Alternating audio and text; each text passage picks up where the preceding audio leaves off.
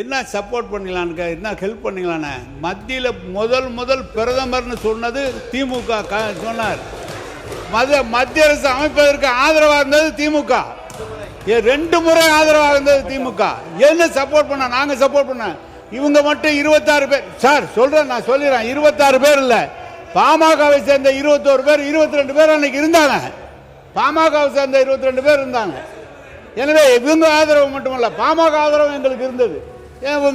எங்களுடைய ஆதரவில் மத்திய அரசு அமைச்சிட்டு இவங்க எங்களுக்கு ஹெல்ப் பண்ணாங்களான்னு கேட்கிறாரு. ரொம்ப எங்களுடைய பாரத் ஜோடா யாத்திரை நடந்ததால தான் உங்களுக்கு இவ்வளவு எம்பிஸ் மேல கிடைச்சதுங்கிறத மறந்து விடக் கூடாது. உண்மைதான்.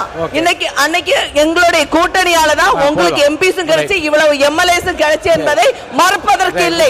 அதே போல நாங்கள் உங்களுக்கு மத்தியில் ஆளுகின்ற பொழுது எங்களுடைய ஆட்சி காங்கிரஸ் ஆட்சி உங்களுக்கான பிரதித்துவத்தை தந்து உங்களுக்கான அமைச்சர்களை தந்தது எங்களுடைய ஆட்சி.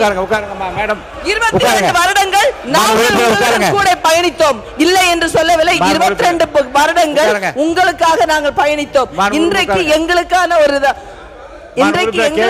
ஆட்சி வரும்பொழுது நாங்கள் அவர்களுக்கு சப்போர்ட் செய்து கொண்டிருக்கிறோம் என்பதை மறந்துவிடக் கூடாது. நாங்கள் ஒன்றும்